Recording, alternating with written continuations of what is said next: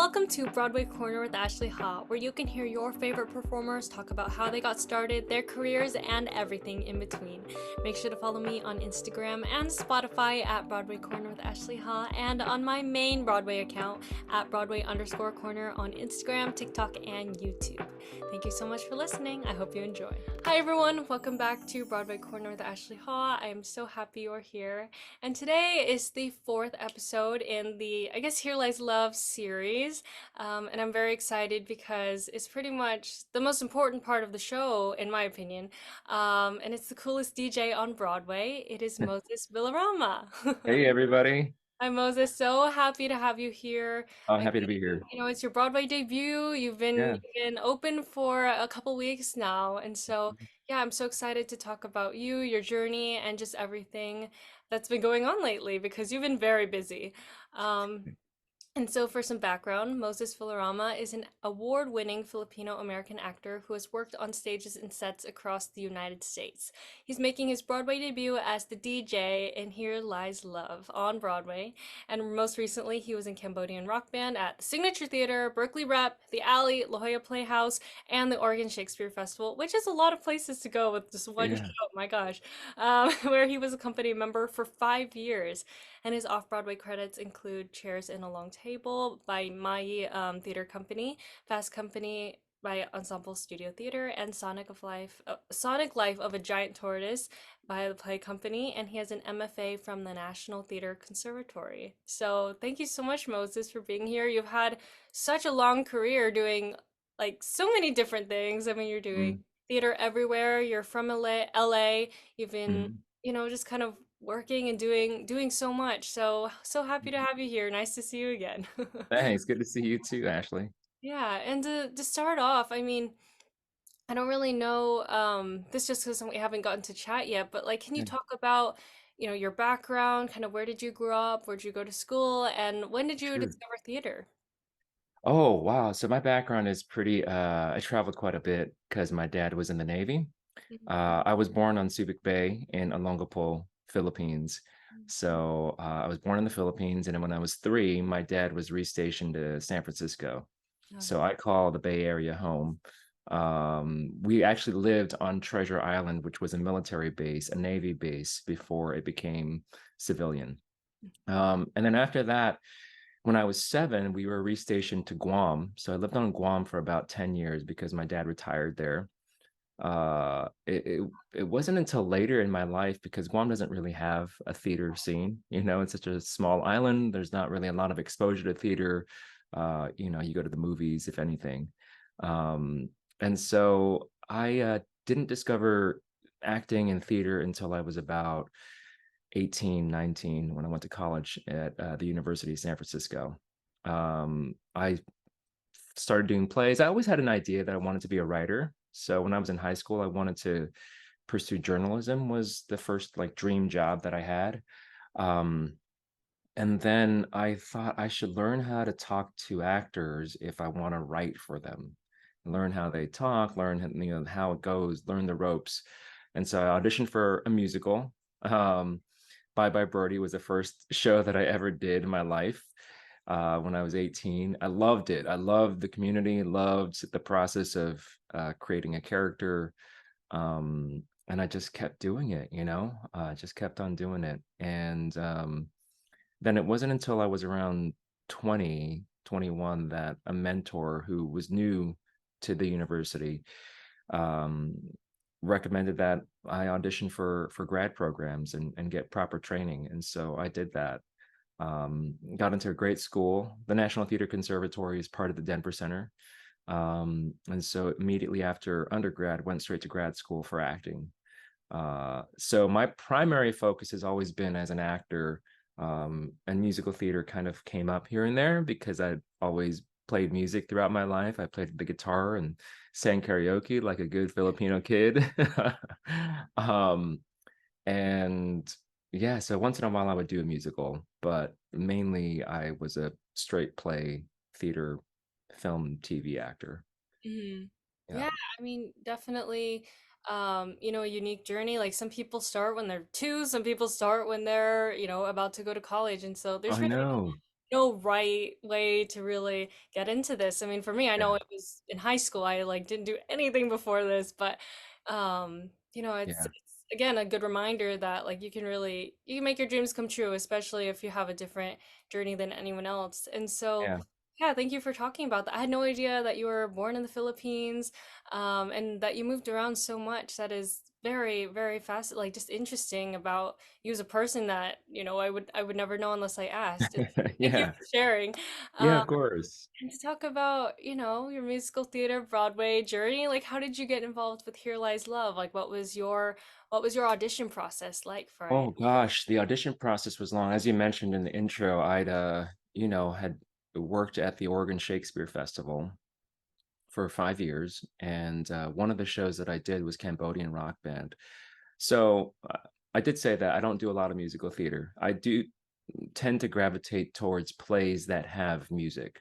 So Cambodian Rock Band was probably one of the most, you know, well-known plays recently that is like that, where it's a play, but there's a rock band involved and the cast members make up that band. So I played the bass guitar and sang some of the lead vocals in that show. And so I was doing that show at OSF. We took it to La Jolla, then Signature Theater. Then the pandemic came, but there was still interest in the show. And so about 6 months ago, 7 months ago, we started the national co-production of the show, which started at the Alley Theater in Houston. Um, and it was there that I started hearing about, Here Lies Love, which I'd heard about. I knew about because it was a Filipino show. And I'd actually seen it when I lived in New York back in 2014. And uh, I'd heard that it was coming back, and I thought, oh my God, it's been 10 years since they put that show back, since that show was around. And I was curious about it, because I'd saw it and I wasn't sure how I felt about it because there are a lot of, jarring moments in the show um, that really touch on kind of sensitive subjects with Filipino history, specifically Ninoy's assassination. You know, I'd grown up because I lived on Guam for a while, going to the Philippines every year. So a lot of my extended family is there. Uh, Pretty much most of my extended family is there, and so I would go visit them. And every time we'd go, we'd land at Ninoy Aquino Airport, and I'd always wondered about that and had you know, that journalist in me who just was curious about everything and why things were the way they were. Um, and so I knew a lot about that history, and so there are moments in the show that I wasn't sure about. And so when I heard that it was coming back to Broadway, uh, I thought, I'm interested. I'm curious about it. I'm curious about it. And especially with the fact that we had someone who I have admired for a long time, Jose Antonio Vargas, as a lead producer, just because of his advocacy and his activism for undocumented immigrants, and just him as a person, just such a role model for anybody who is Filipino and is interested in the world and journalism and being well spoken.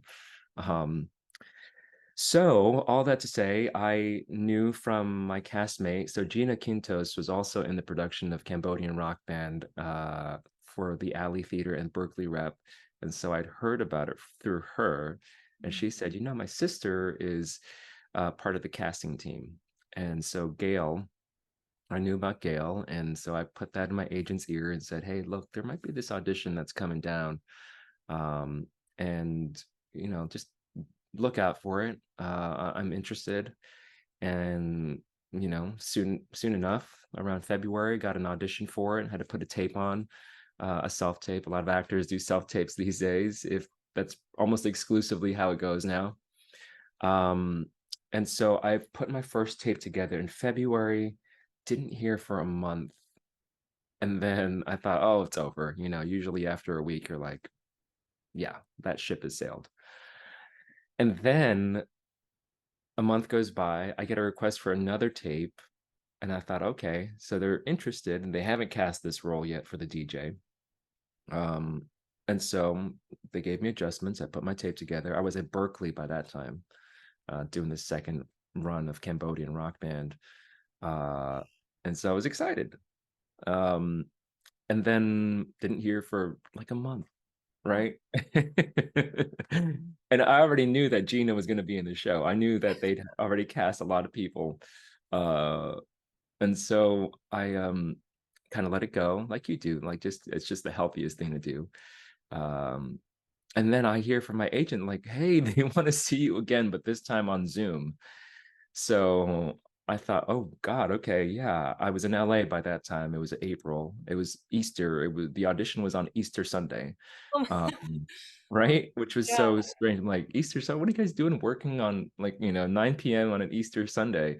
I know, yeah. Uh, That's very strange, but I mean, yeah. So I was like, okay, you clearly haven't cast this role, and I knew rehearsals were starting May 1st. Um, and so I thought, they're still looking. They haven't found what they're looking for yet. And so met on Zoom with our associate director, Billy Bustamante, and our music director, Jay Navarro. Um, and then couple days passed by, and I'm thinking, this if I don't get it then I probably just don't get it, right? I don't know if there's going to be another round, but what do I know?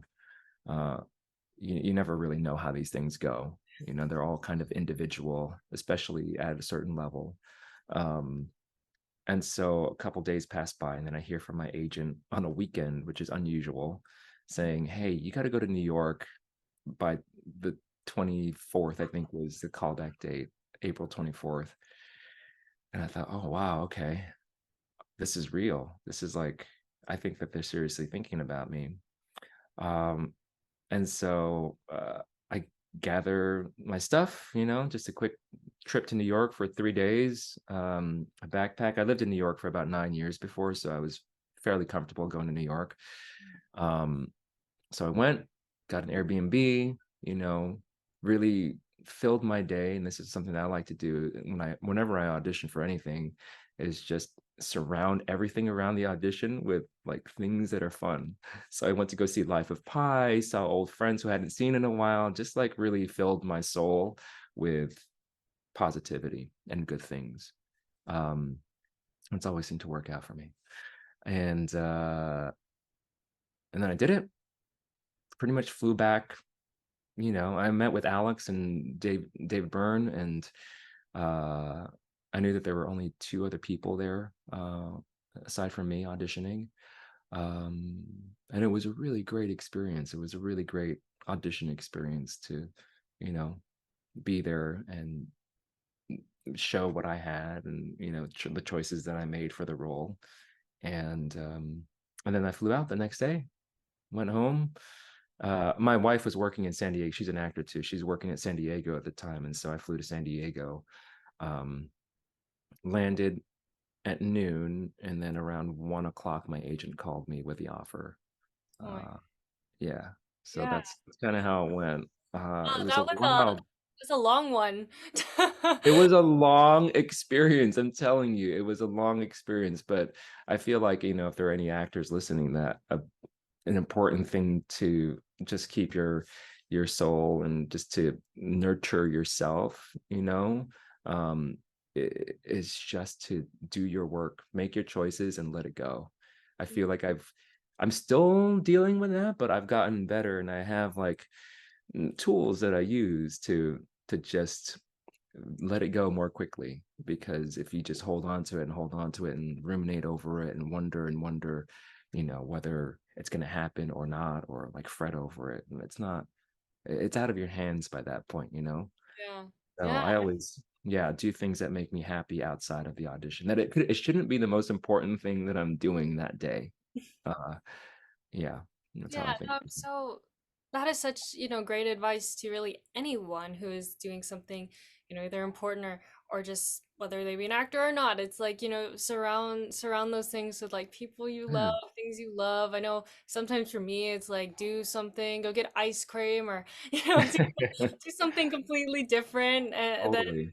than what you're focusing on. And because then maybe it'll take the weight off a little bit and allow you to just like relax. And so yeah, Yeah. I mean, definitely, I don't think I remembered that as much because, auditioning for college, that was kind of the same thing. It's like I just gotta like leave it, Uh, try to like throw it, give all I got, and then leave it alone. yeah. Um, and yeah, it's just a good reminder to like anybody to just like, relax a little bit, Great. try to just be human through all of it instead of like so heightened and as if it's the most important thing that's ever going to happen to you. I mean, yeah, it is, but it's also not Great. at the But same. you're more than just that audition, You're more you want to bring your whole self to every room that you walk into. And I think when you're in that frame of mind where you're like clenching because you want it so bad, then it doesn't really serve you. It doesn't allow you to relax and bring your best self. Yeah, yeah, definitely. And I mean, wow, that again, just thinking on that, how many months you had to wait for that. Because I know for some of the people I was talking to, it was like get the audition and then do like a bunch of callbacks or whatever in a row, and then like got the job in like February. But I know. so insane. But obviously Yeah. they were waiting for the right person, which is Yeah. important because I was the last person they cast. Um, and then after I got the offer, I had to move to New York within 6 days. oh my So yeah, so I got the offer on the 25th, and then I had to be in New York for rehearsal. God. So I had to be in New York by the 30th Oh, by the oh because my rehearsal started May 1st. Yeah. God, gosh, thank God it all worked out and you just moved quickly. Which Oh again, yeah, it insane. was great. I love that stuff. And thankfully, traveling so much throughout my life, I feel so prepared for any kind of adventure. I love it. You get used to it after a while. You're like, okay, we're doing this. Okay, I'm gonna go do that. And yeah, because you are you're playing the DJ, you just kind of, you Mhm. have your little booth and then at the end, you get to sing God Draw Straight. And do you have like a favorite moment specifically in Here Lies Love, whether it's something that you're actually saying or if you're just watching or, at the end when you get to sing, like what is that moment for you that really makes every night so special for you? Gosh, I feel like I have a couple favorite moments, I have to say. I think that so if you haven't seen the show, when you come, you're gonna have to dance, right? And there is nothing more exciting than leading 1,000 people through a line dance. I have to say, it's really cool. It's its own like adrenaline rush drug. That's pretty fun. And I will say that because it's because of its meaning, um, being able to bookend the end of the show and talking about democracy um, and what this was all for, why we took you on this journey. Uh, I think is probably one of the cooler moments I get to be part of. Yeah. Yeah. No, I was thinking about it too the other day how in the original production I know and at the very beginning of your guys' run, at the end there was always that Here Lies Love reprise where everyone sings along to it and everyone is like having, it's fun and you just hear the song again. And then when I went for the first time, like right before you guys opened, I remember the curtain call ended and I was like, wait, are they not doing that? And then I was like, oh, okay, I guess it's over and it's time to go.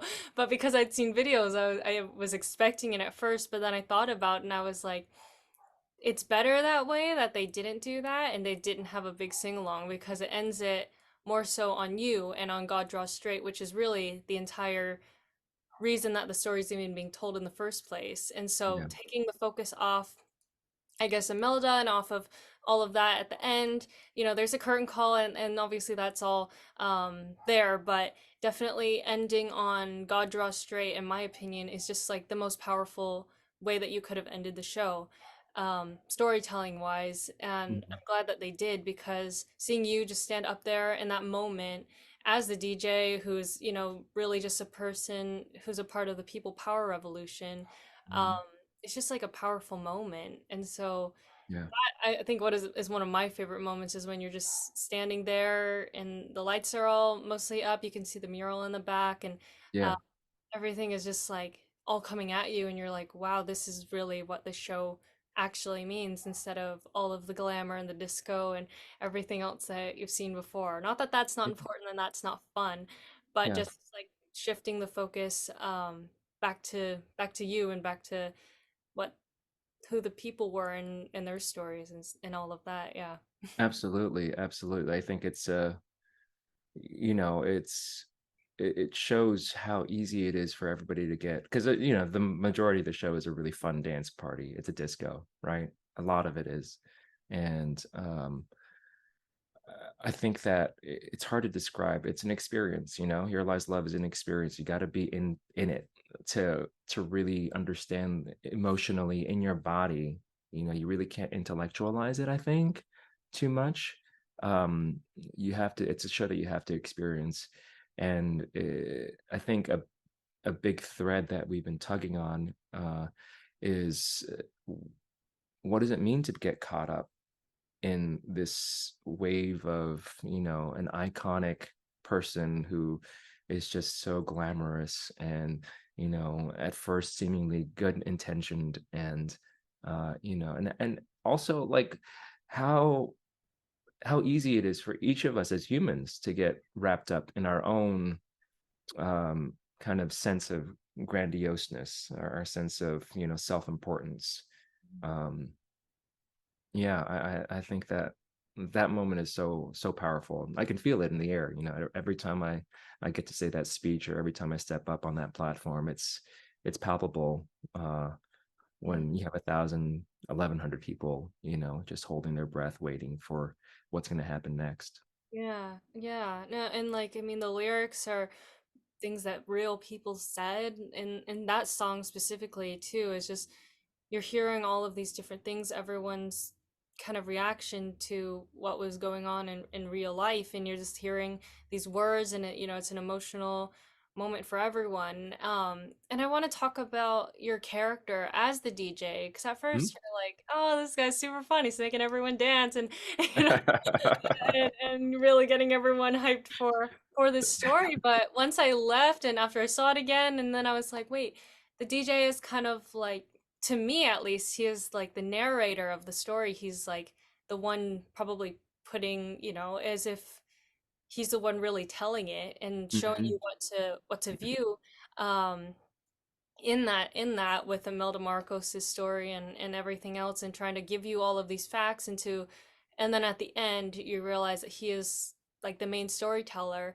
And that, again, like I was saying, how it all goes back to the DJ and like what he's saying, and being a part of the people power revolution as well. um and just like taking, again, like you were saying, how it's kind of, he guides you through this journey, and he wants you to get swept up in it, so that at the end it's that payoff of like, here, let's focus in on exactly what we're talking about. And I mean, Yeah. even at points it's like he is the one making you dance, and is the one wanting you to, I guess, be it, because I've heard of people, talking about how the audience is like the Filipino people. You get seduced by them, and you're like clapping for them even when you maybe Yeah. shouldn't be, or all of that. Like the DJ is trying to show you exactly what that character is. And so what was it like reading first? I mean, you'd seen it, but of learning the role, and what does it really mean to you to be portraying the DJ? um in Because there's not really a book for the show, like a lot of other musicals. um and it's really in the music that you get the story a lot of times, and projections and stuff like that, like, but there's like no book. um but I will say that in my own like research as an actor, I like, anytime I tackle a role, I always just go into the rabbit hole of what can I find out about everything. Like I love, I'm very curious about the creators. Like I want to know what they've been doing and why they want to do this and what drew them to this project. And clearly because, the music was created by David Byrne and Fatboy Slim, the DJ of that duo is Fatboy Slim. So I looked into Fatboy Slim and, just watched a lot of his videos and watched what he does at concerts. Um, Man, that world is so cool. You know, just getting thousands of people to dance at one time is like just so epic, right? And there was something in an interview between them that really struck me, which is that, you know, a really great DJ can take you on a journey. Like it's almost its own storytelling, you know, avenue where you can set up your playlist and your set so that you are emotionally guiding a group of people, hundreds, thousands of people through an experience in a night. And Mhm. I think that that's how I envision myself in this role. That's what I'm doing, even though I'm not technically doing anything. I'm like not DJing actually, Yeah. but for me, you know, starting from pre-show when I get out there and I'm like feeling the crowd, I am imagining that I am feeling out this group of people tonight and what they're going to want to hear. And then kind of adjusting to what they want to, you know, how they're feeling so that fall in line with what I want them to, you know, what want them to feel.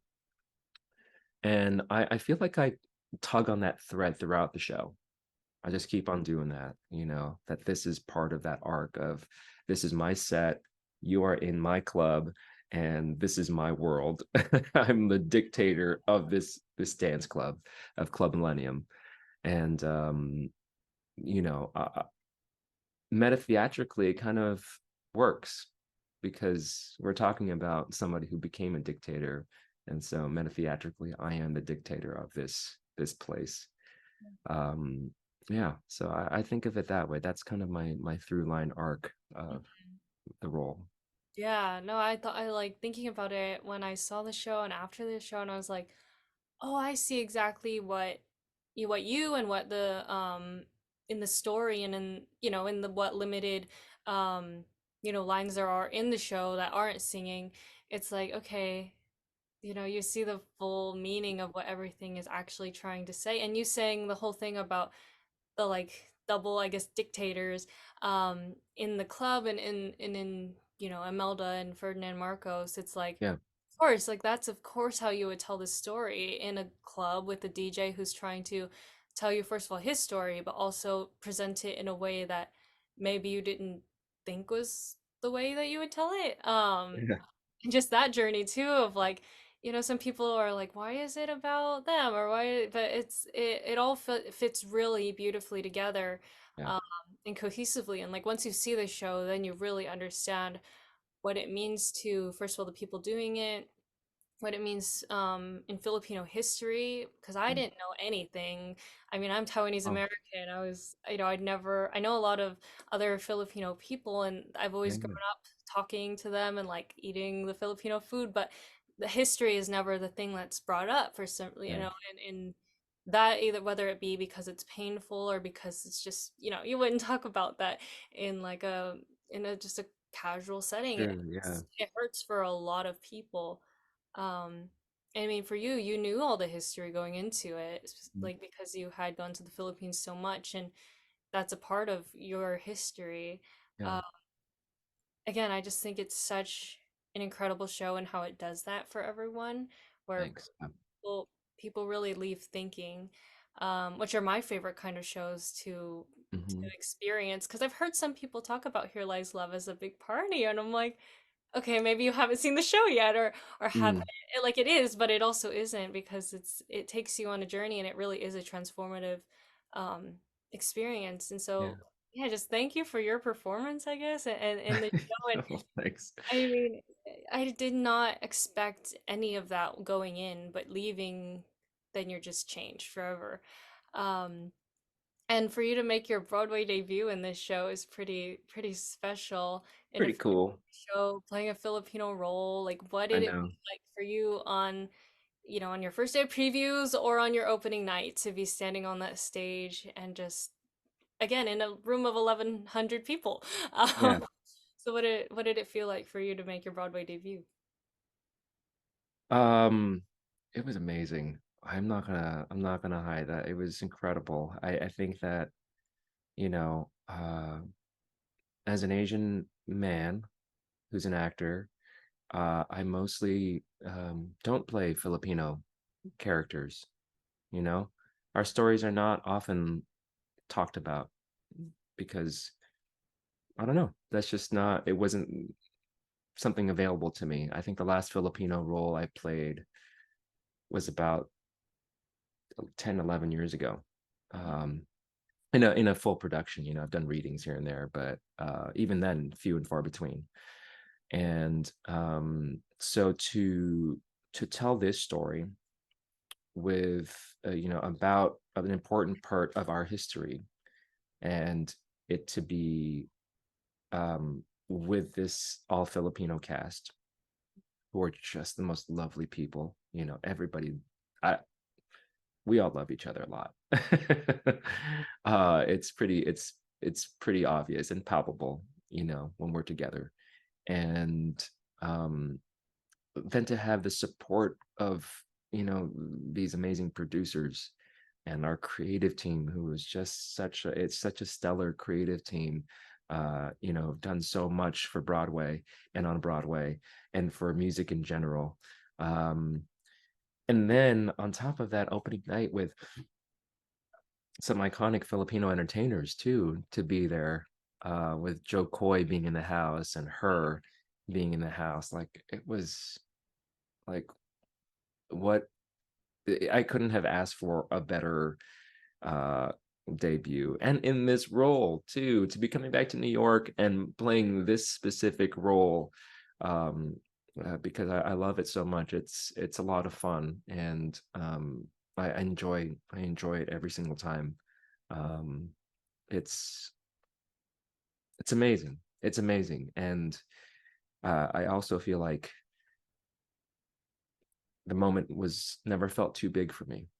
Um, that all those years of working in regional theater and off Broadway, uh, and the experiences I've had with all the amazing artists that I've had the honor of working with in my career, um, have led to this. And it's pretty cool, and I'm so humbled and grateful for the opportunity. Mhm. Yeah, I mean, you only make your Broadway debut once, and for it to be in such a special show like Here Lies Love, that is really everything you could always, ever ask Yeah, for, yeah, in an experience like that. To have, like you said, Joe Coy, who is like, so many people know and love him, and he's bringing probably yeah, people to the show, and her, and that community that's really being formed there too is like everyone's kind of realizing what it is, and being taken in into the story, and then want to come back forever. Um, yeah. and like you Totally. said, I mean, I think you mentioned the punch card idea. I've been mentioning that a lot. I'm like, we gotta talk Yeah, to that's this a good team. So I'm idea. like, make people, it'll make people want to come back.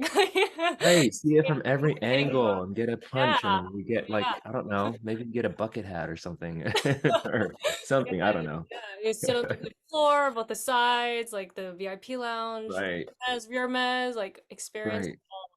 And then I Mm. wanted to talk about your tattoos, the tattoo process, what that is like, because, there was somebody, I don't remember their name specifically, but who's designing it. I'm sure you could say who they are, and Yeah, designing the tattoos. And yeah, obviously, you did not actually get all of those tattoos. Um, yeah, so, like, talk about what it's like and how often you have to, I guess, apply them, if it yeah, lasts, just all about totally. all about the cool DJ tattoos. So yeah, I have zero tattoos in Me real life. too. I don't know, it just never, like, became a thing that I wanted to do.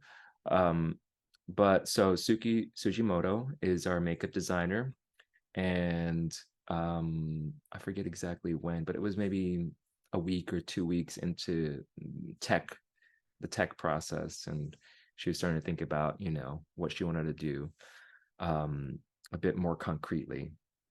And so she says, what do you think about neck tattoos? And I thought, yeah, why not? Let's do it. Let's try it out. And so for a while, we were trying out different neck tattoos of different colors and, like, different placements on my neck.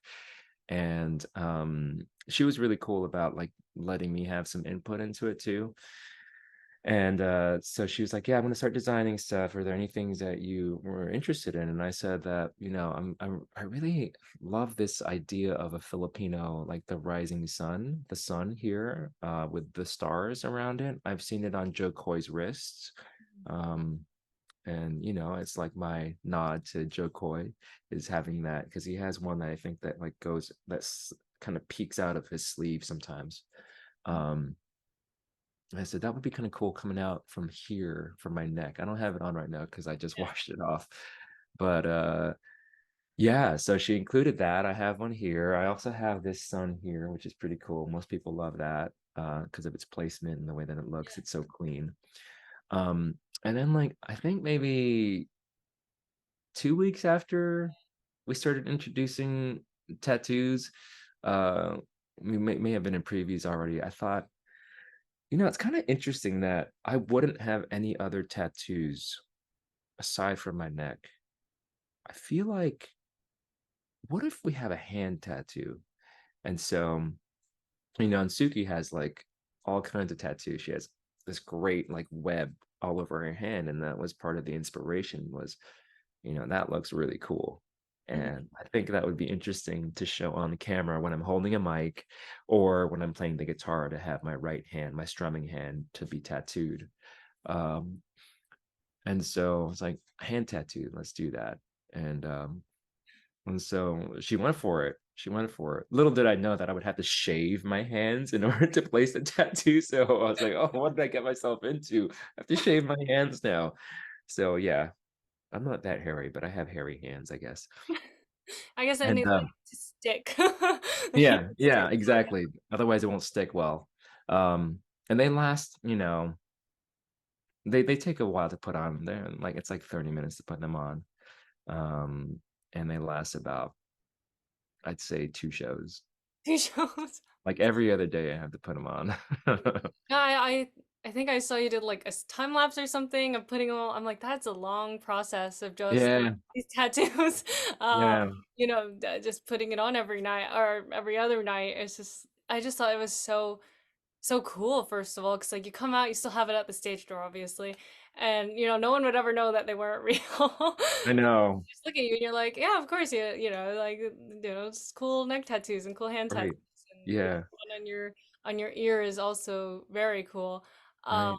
and yeah, I was just so interested about the process of that because you don't see many tattoos on Broadway, like or that many. It's like more of a Yeah. specific It's thing. like usually like a subtle thing, but the Yeah. neck is so prominent. And I know that, when I'm on camera, like the IMAG for the projections, it's very visible, right? Because it's just right there. It's all over my neck. And a lot of the inspiration is from the show. Like, I have an 11 here for 11 days, and I have Santo Nino on this side, and Yeah.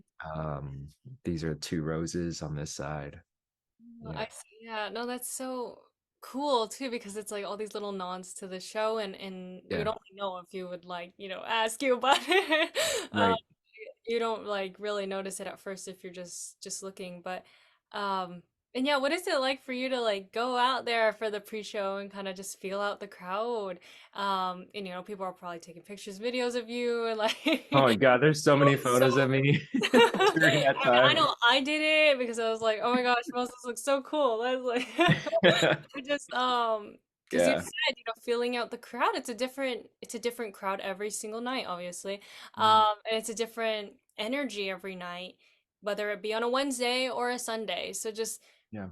how does it feel to like at least have that ability to kind of feel out the crowd and see what it's like every night?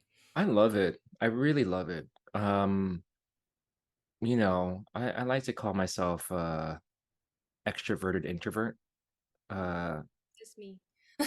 yeah, I definitely like my alone time, like being, putzing around, doing my own thing for a little while and creating stuff. But um like when I'm at a concert, I love being in the middle. Mm, Like I want to be on the floor in the middle of all the action. mhm. Uh, and so to be able to get out there before anybody else does, like, me being the first person that people see as like a cast member, because I'm clearly wearing a mic and all that stuff. Um, I enjoy it. I really thrive on it. I really I don't know. I just love being around people. And so um yeah, it's really cool to get out there, take a look at the dance floor, see how many people have already showed up. There are about, I'd say, 10 seats to my left Mhm. in the kind of floor side seating that where I can talk to them. A lot of times they ask me to take a selfie with them, or a lot of times they want to shake my hand or fist bump me or something. It's pretty funny. Um, but a lot of times people in the mezzanine will take photos of me and like call out my name, say, "Hey DJ, turn around," and like take a photo of me.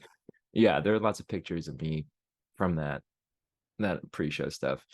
Um, and then something that we added uh like not long before opening, was I go down and talk to the VIP room. So Mm. I go down to the VIP room and the lounge and um just go talk to them for a little bit and just introduce myself and let them know that they're here for a good time and kind of get the lay of the land and give them the lay of the land. Yeah. Well, also, I think Uh, it helps because they can't really see you, like, from where they're sitting, like, exactly. can actually Yeah. so that's, like that's really great that you go and I hadn't obviously, I had no idea because I didn't sit down there, but, Yeah. um, that is so cool. Yeah, no, It's sorry, fun. keep going. No, it's fun. It's fun. So I feel like before the show even starts, I get to personally connect with almost every section of our audience. People on the floor side I get to talk to, definitely people in the mezz I get to look at, and they take a lot of pictures of me. And then definitely a lot of people on the dance floor, once the music gets going, and every now and then, I'd say every other show, there's like a rambunctious group who just start like bopping and really want to groove to the music in a loud way, and I love that. I love it. It's like, yeah, let's go, let's party, let's you always want those audience members who are willing to stir the pot because that just gets everybody going. Mhm. Yeah, no, it's so much fun. Like, I love how so many Broadway shows are introducing like a little pre-show just to kind of get you immersed in that world. Um, Mhm.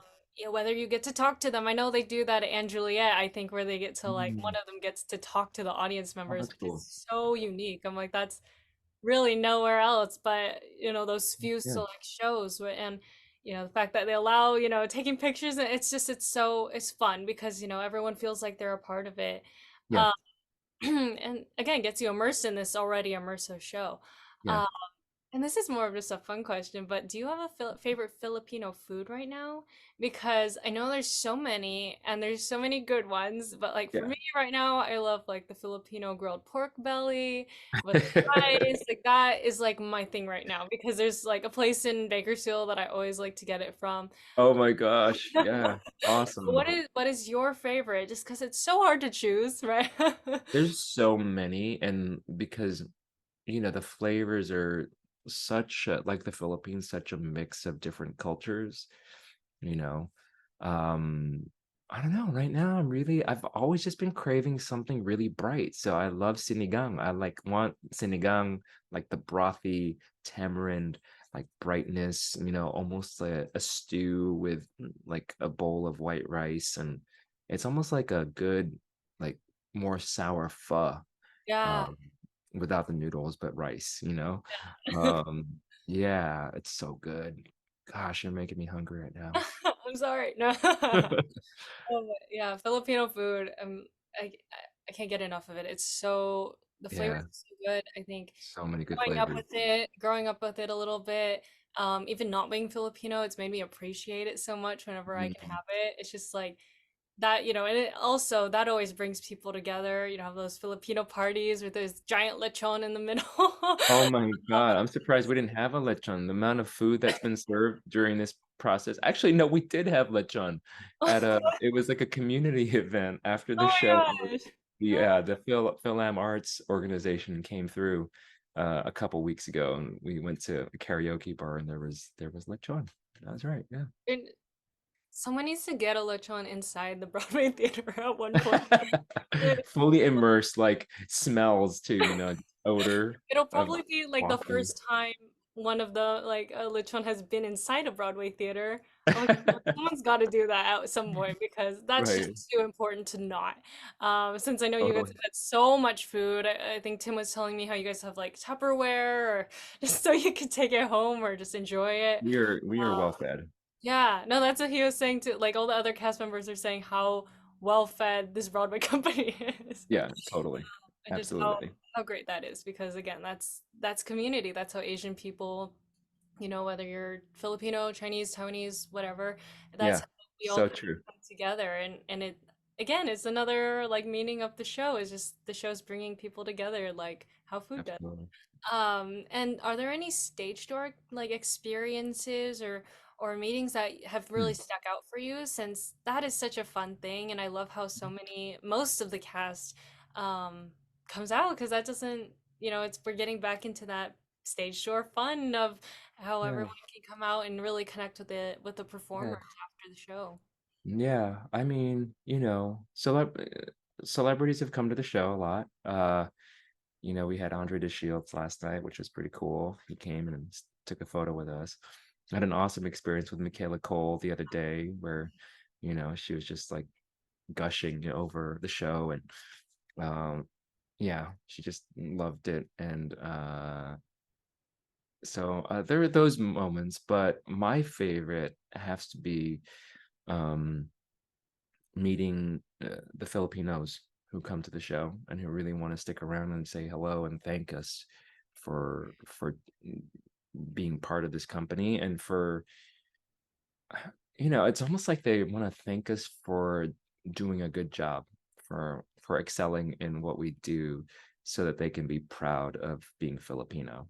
Mhm. And I think that that's probably the most touching and inspiring parts of the stage door experience, is folks that I never imagined being part of an audience, a theater audience, let alone a Broadway audience, um, are there and they're waiting, like waiting for 20 minutes just to say hello and get a quick picture or an autograph. It's really touching to see that community.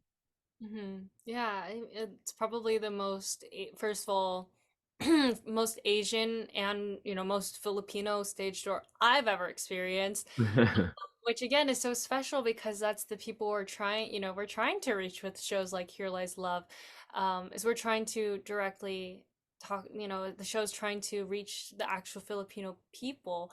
Uh, Yeah, and the fact that they're showing up is so cool because that's really cool. it's unique, to have Yeah, yourself really represented on Broadway for Filipinos. That's never happened before with but with the cast and all that it means to yeah, everyone. and they're coming from everywhere. I met folks who drove 9 hours from Toronto. Like, uh was it Toronto? 9 hours. And folks who came from Vancouver, from and then I met a woman the other day.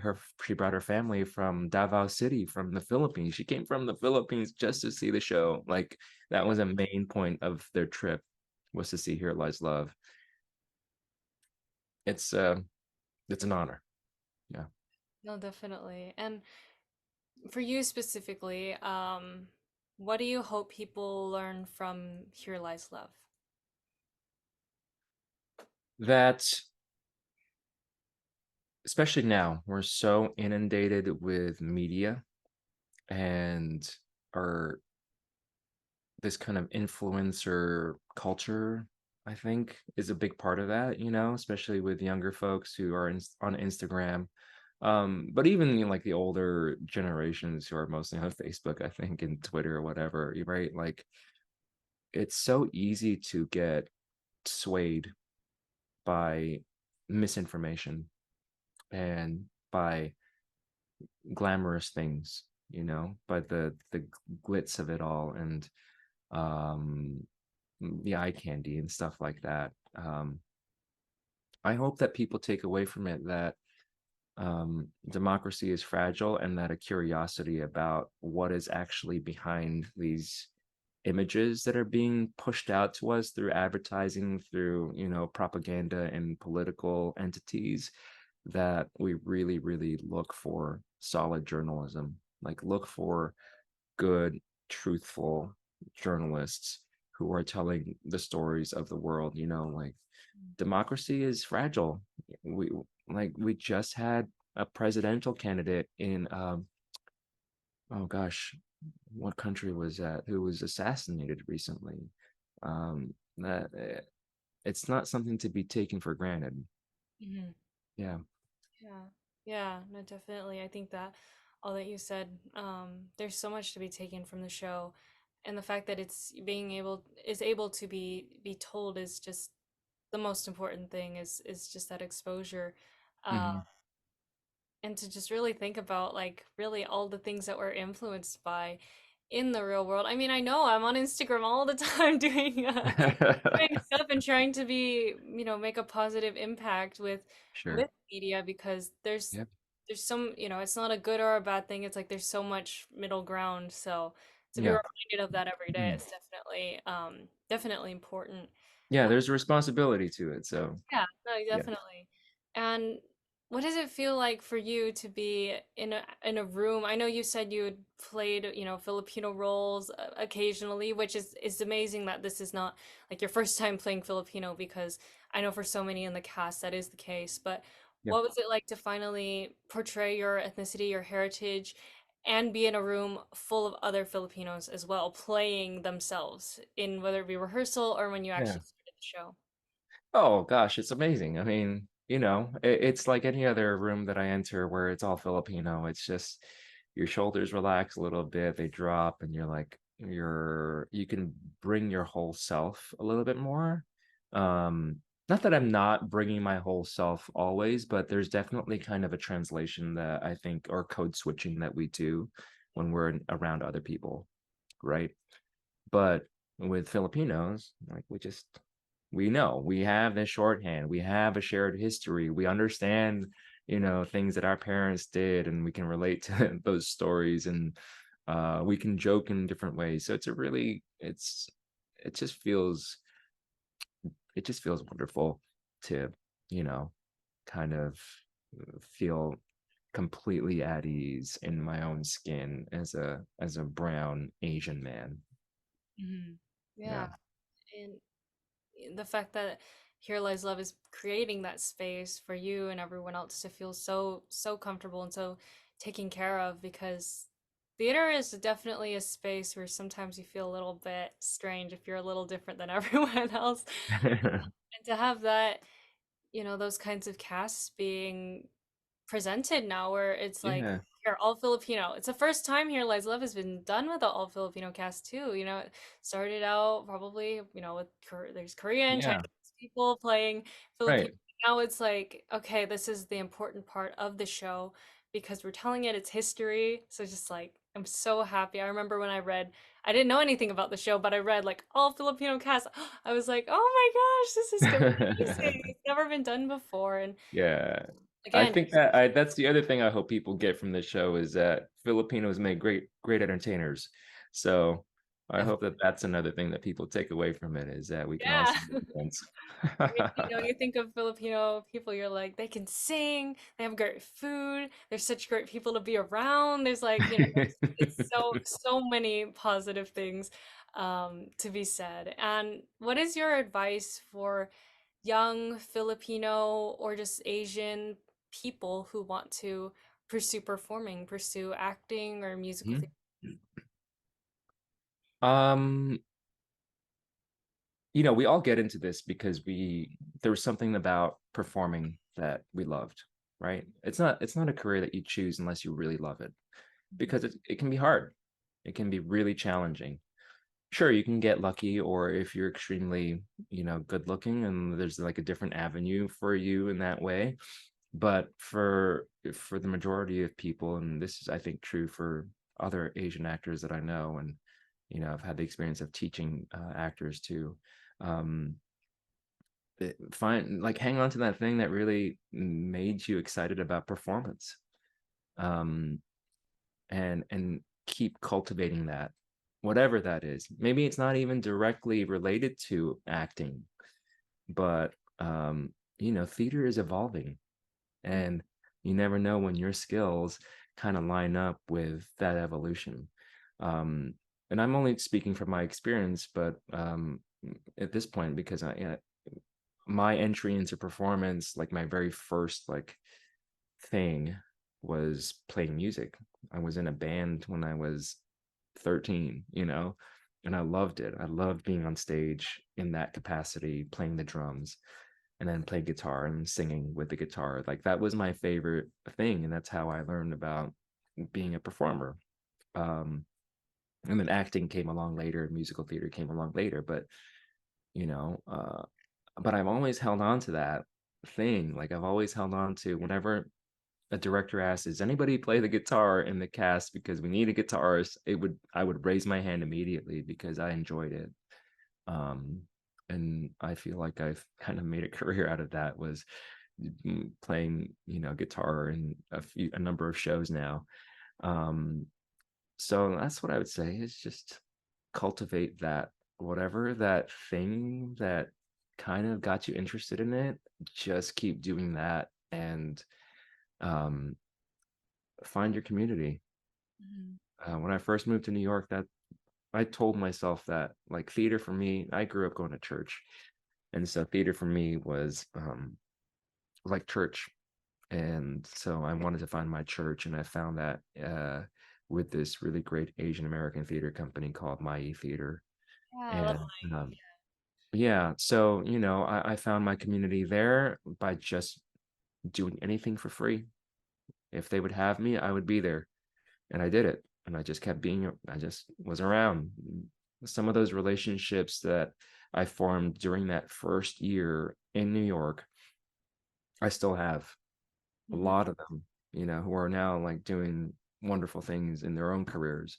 Um, but I met a lot of them in that first year of just being around my Yi. Like that was my church. I want to show up at that church and be part of that. Mhm. Um, and I think that's true. That's been true through other places that I've been to, just find your community. Find the people who want to tell the stories that you're interested in telling, and see if they want to jam with you. Is Yeah. Yeah. Definitely. I mean, yeah, Mai is doing so much great work for the Asian community. I mean, obviously over in LA, there's East West players. They're always doing Mhm. great things. I mean, I grew up going to shows there too. It's like having those communities is so important. Um, and just that feeling of like seeing people that that you would that look like your family members or Yeah. different thing on stage is such a unique experience. And really like the thing, that kids need to see now because it'll change their life. You It know, could. It it really started changing, could. it started changing mine when I was first getting into theater and, liking shows. I was like, oh, Yeah. okay, I see there's some people in here like me, Right. that I It's can. so true. Yeah, I'll tell you a quick thing is like Jose Alana was one of those people for me. Mhm. And I tell this story, I think often enough where it embarrasses him, but like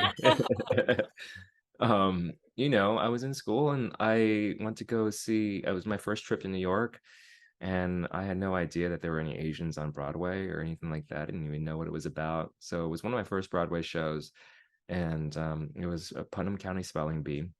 And I saw him and I was like, who's this Filipino guy in this Broadway musical? That's kind of amazing. And so I left that trip really thinking, oh my God, I could do this. I could be on Broadway. If that guy could do it, I could do it, you Mhm. know? Um, and so here we are. Yeah.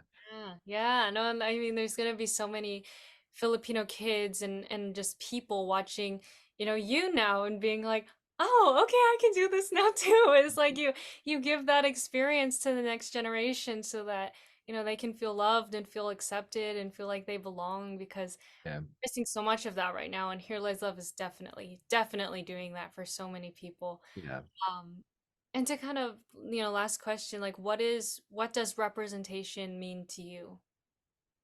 Well, I think a big part of it is what you just talked about, that seeing yourself on stage in a fully embodied character um, is very meaningful. Um, like representation in general, right? Why do we go see plays? Why do we go watch these? Why do we sit in a dark room to watch people tell stories? It's so I grappled with that for the first number of years of my kind of like wanting to be an actor. It's like, yeah, I want to be an actor because it's fun. But then why do we tell stories? Is one thing that really stuck with me is this quote by Anne Carson, which is that, we want to go into the depths of our humanity and our experience. We want to experience that stuff as audience members, as people, right? Then who better to do it than an actor? Aren't they there? You almost sacrifice them to take you on a journey of experience so that you can understand yourself a little bit better. And so we do that for, all kinds of people. And to have a Filipino go through that experience and having, as an audience, as a Filipino audience member, or even an Asian audience member, to see other Filipinos or Asians going through these experiences in a fully, fleshed out character, um, it's just so impactful because you feel like you're having that cleansing experience, that that human connection with others who look like you. Hmm. Yeah, very well said. Thank you so much. And just to wrap it up, like, how can everyone support you, whether it be on social media or just in other projects that you're working on? Just, Sure. this is kind of like a little plug for you, whatever you want to say. Um, and just how Yeah, can we continue to support you and your work, because you're doing such great work, whether it be on Broadway and thanks. just really in all of your projects that you've done. Thanks.